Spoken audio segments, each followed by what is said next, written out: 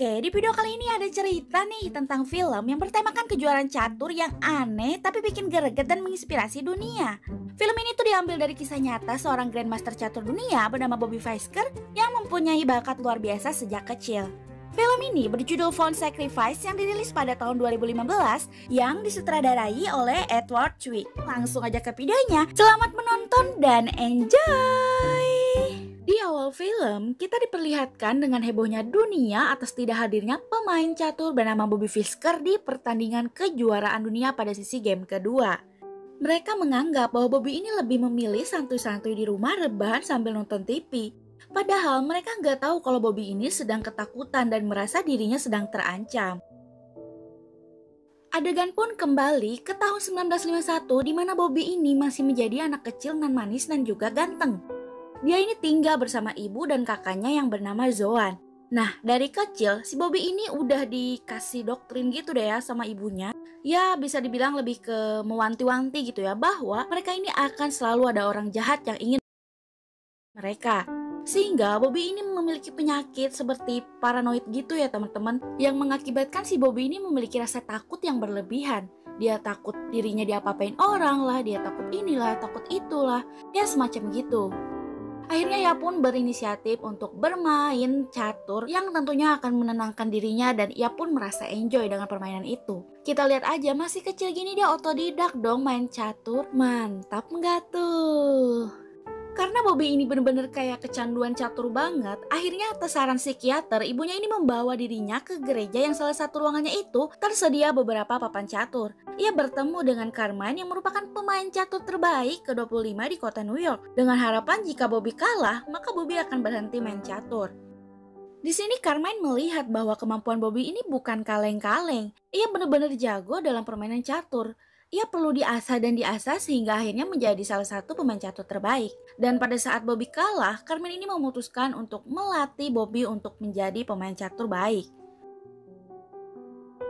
Dari hari ke hari, kemampuan Bobby ini semakin baik, semakin bagus, dan semakin terasa. Hingga pada umur 12 tahun, Bobby ini mampu menjadi bintang baru pemain catur termuda dan berhasil mengalahkan Master Catur Amerika yang akhirnya menjuarai kejuaraan nasional Amerika.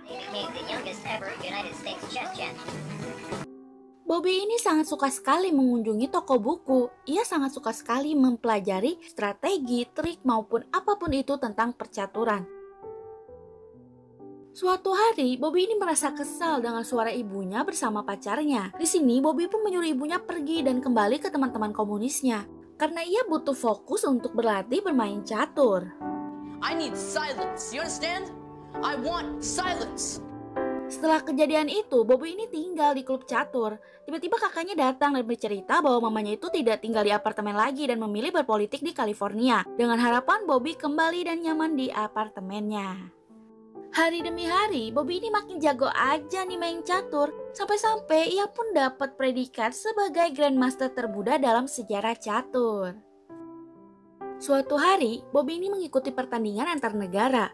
Tapi Bobby di sini melihat dan merasa tim dari Rusia ini melakukan kecurangan.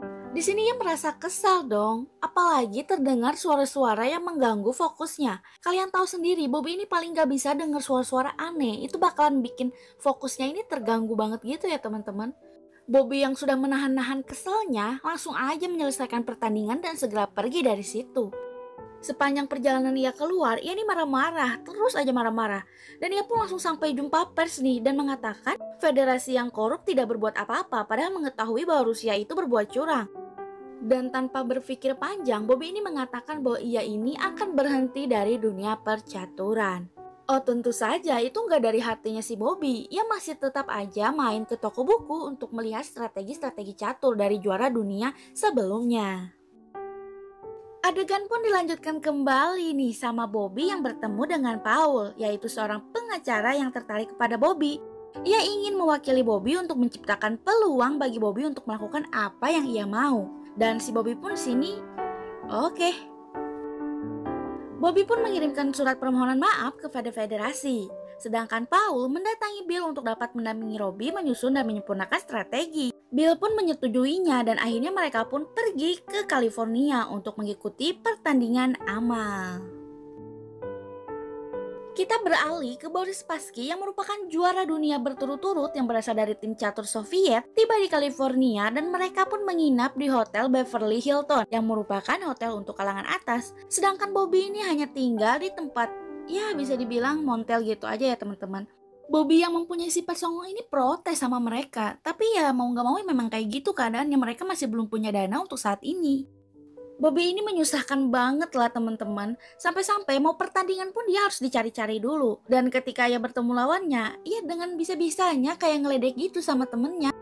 Seru banget ini bener-bener cengos banget, tapi asik sih, menginspirasi banget filmnya. Oh iya, pada adegan ini Bobby ini mampu mengalahkan pemain catur ketiga terbaik di dunia.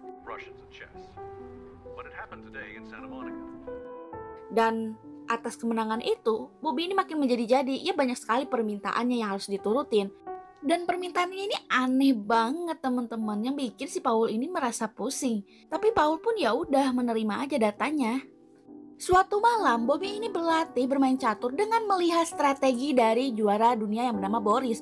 Karena keesokan harinya ia ini harus bertanding melawan Boris di pertandingan amal. Tapi beribu-ribu sayang, nasib tak seberuntung sebelum-sebelumnya. Ia kalah pada saat melawan Boris. Ia yang kalah pun mengamuk-ngamuk gitu dan merasa gak terima. Ya karena sifat angkuhnya itu ya teman-teman. Akhirnya ia pun memilih untuk menyendiri di pantai. Sementara Bill dan Paul sedang mengobrol-ngobrol santai nih. Bill menjelaskan bahwa permainan catur ini membuat pemainnya merasa gila karena banyaknya pilihan dalam satu langkah pergerakan. Dan Bill berkata bahwa ia melihat Bobby ini pemain terbaik kedua di dunia. Bobby Fischer is the second best chess player I've ever seen. Keesokan paginya, Bobby ini terbangun dari tidurnya di tepi pantai. Tiba-tiba ia melihat Boris yang sedang berenang di pantai tersebut. Akhirnya penyakit parnoan ini muncul lagi teman-teman. Ia menyangka bahwa Boris ini mengikuti dirinya sampai ke situ. Ia pun berjanji akan kembali bertanding dengan Boris. I'm coming for you!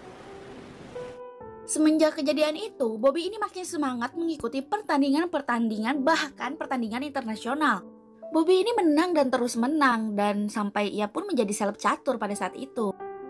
Suatu hari, Joan yang merupakan kakaknya Bobby mengajak Paul untuk bertemu di suatu tempat. Joan ini meminta Paul untuk membawa Bobby ke psikiater karena ada yang tidak beres pada dirinya. Ia selalu mengirimkan surat-surat kepada Joan yang isinya itu berupa teori yang disampaikan Bobby bahwa Soviet bekerja sama dengan Yahudi untuk menghancurkan dirinya. Padahal Bobby ini juga adalah seorang Yahudi. Tapi Paul ini mengatakan bahwa ia masih belum bisa membawa Bobby ke psikiater. Ia pun berjanji akan menjaga Bobby di manapun. Singkat cerita, akhirnya Bobby ini berhasil menuju pertandingan final melawan Boris Spassky, si sang juara dunia. Tapi hal tersebut tuh malah bikin si Bobby ini malah semakin kayak parno. Dia takut diiniin lah, takut diituin lah, takut A, takut B, takut C. Sampai-sampai Paul pun memutuskan kepada Bill untuk membawa si Bobby ke psikiater. Tapi Bill ini tidak setuju karena menurut Bill itu merupakan efek wajar bagi pemain catur. Adegan pun diperlihatkan dengan Boris dan juga Bobby yang menuju bandara untuk berangkat ke Reykjavik, Islandia. Tapi di saat Boris sudah menaiki pesawatnya, Bobby ini malah pergi dari bandara karena ia disorot oleh para wartawan. Itu membuat si Bobby ini marah dan langsung berlalu pergi. Ya, akhirnya si Bobby ini pun naikin taksi dan berangkat dari bandara tersebut. Tentu saja hal tersebut membuat gempar di keduniaan catur karena Bobby ini tidak datang pada saat pembukaan. Pada malam hari, untuk pertama kalinya Bobby ini menelepon kakaknya yang bernama Joan. Di sini Bobby bercerita dengan penuh kepanikan. Ia bercerita ini, bercerita itu, seolah-olah ada orang yang akan membahayakan dirinya. Di sini Joan pun berkata akan mendatangi dirinya, tapi Bobby pun menolak kata-kata Joan itu. Tiba-tiba datanglah Paul mendatangi si Bobby. Paul bercerita bahwa udah ada keamanan nih yang akan ngejagain kita pada saat berangkat ke bandara dan dipastikan tidak akan ada wartawan.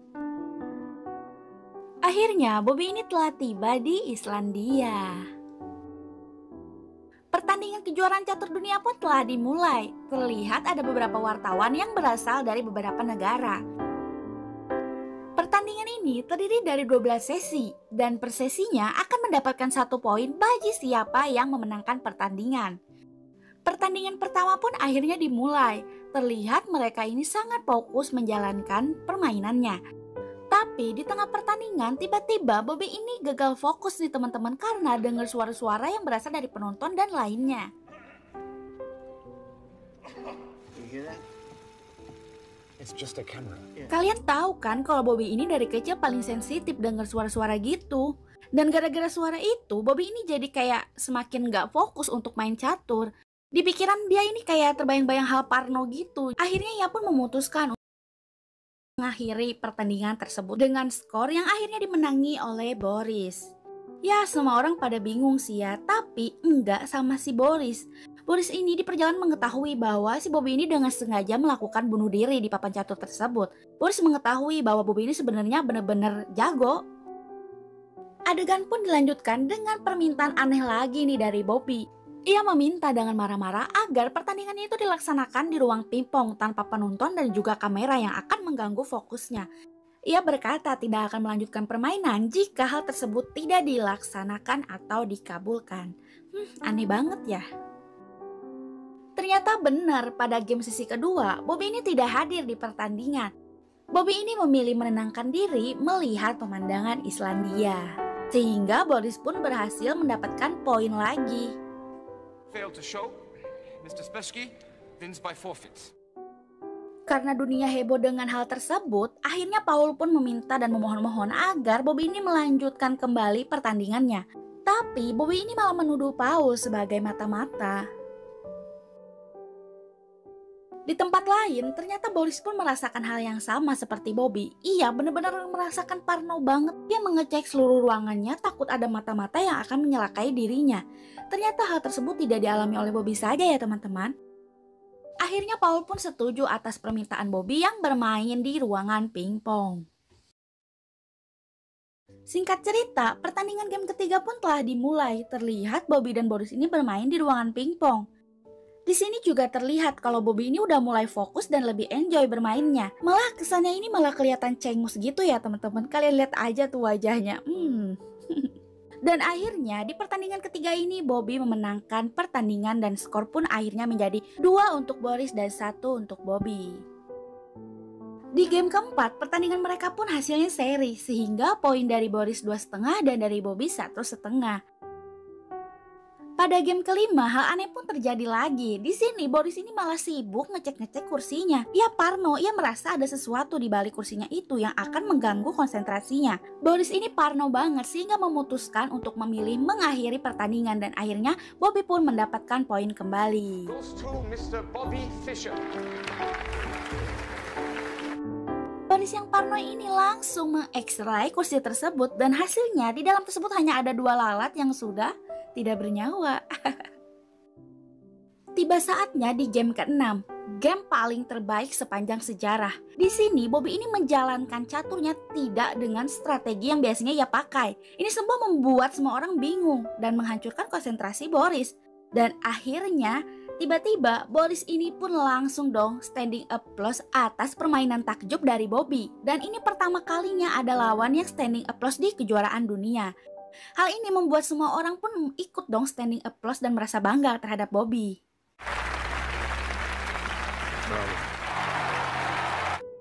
Bobby pun berhasil menjadi juara dunia dengan mengalahkan Boris. Dan game ke-6 merupakan game terbaik sepanjang masa. Setelah kemenangan itu, Bobby ini tiba-tiba semakin memburuk kesehatannya ya teman-teman.